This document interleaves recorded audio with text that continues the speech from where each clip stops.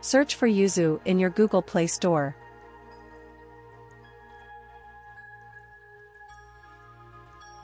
Download and install Yuzu.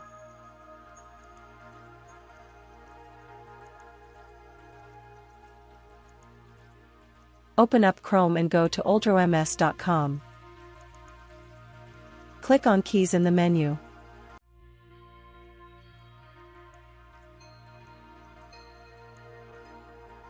Scroll down and go to the prod.keys on Android post. Scroll down for the download link.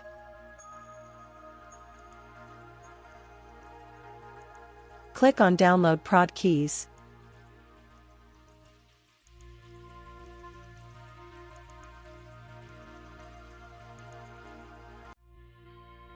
Click on the download icon in the top right.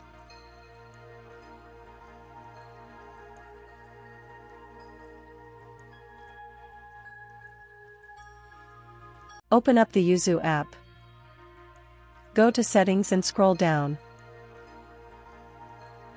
Click on Install Prod Keys. Click on your downloaded prod keys.